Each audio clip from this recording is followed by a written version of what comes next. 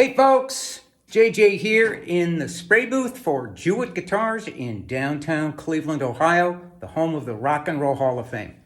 Today, I'm going to show you kind of a progress report of this double O bald cypress, but I want to show you some of the new stuff we've never really shown before that I always have to do at this point in time. So just to set the stage, let me show you where we are. Okay, yesterday I applied 3 coats of polyester, which is a sealer slash base coat. We call it also a grain filler.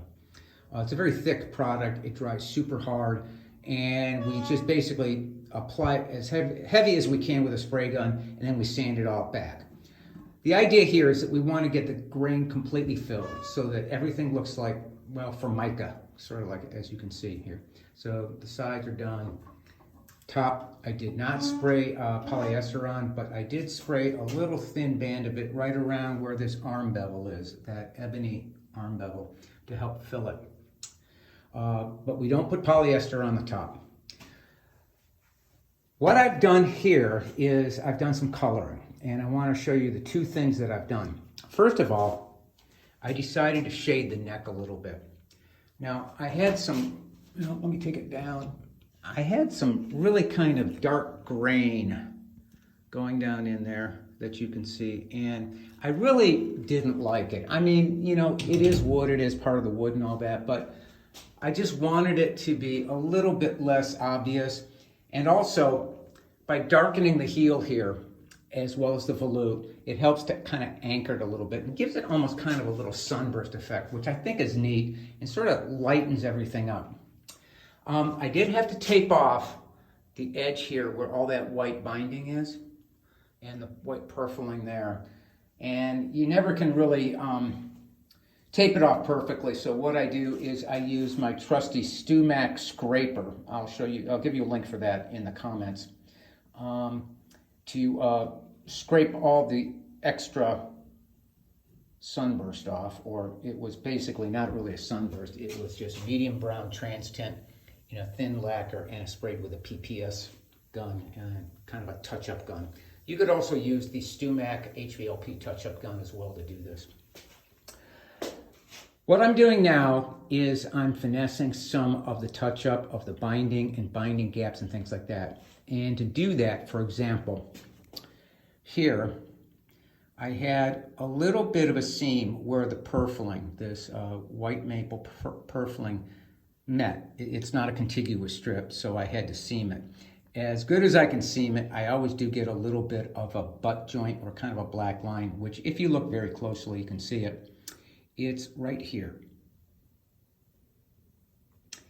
What I do is I mix up some pigments. These are Mohawk blend-all pigments, and I mix them up with a 1 pound or 2 pound cut shellac and mix it in a little Dixie cup and apply it with a touch-up brush.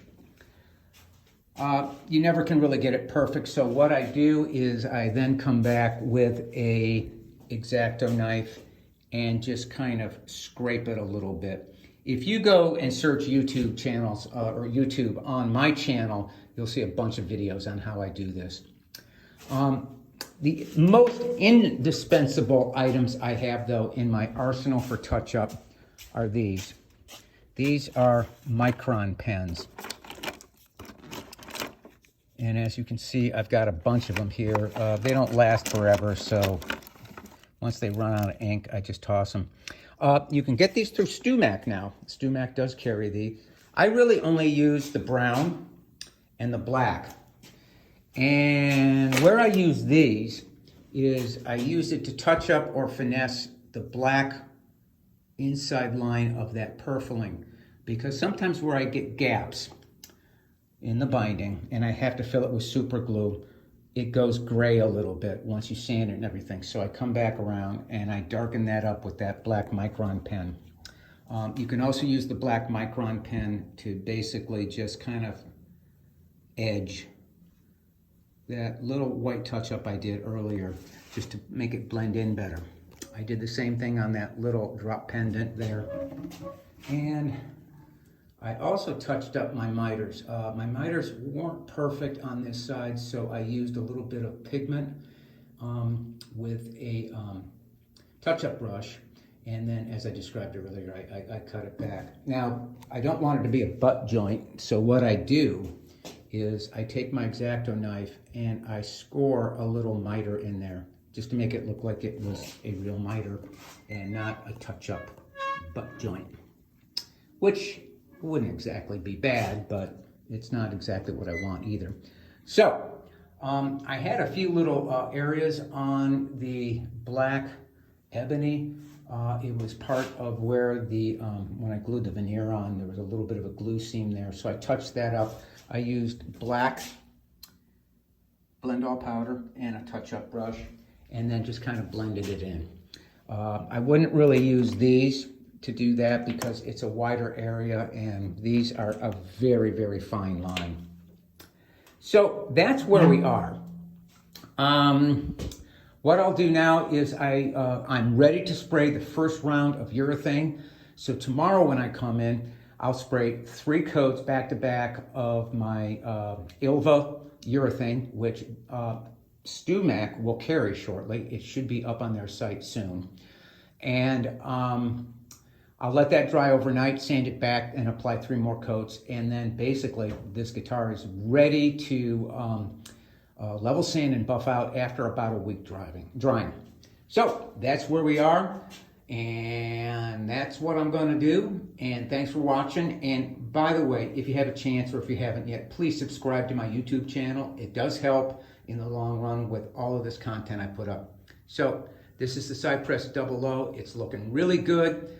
You guys can catch this guitar at the Summit Fretboard, or the Fretboard Summit in Chicago, August, I think 22nd, somewhere around there, next month, coming up quickly.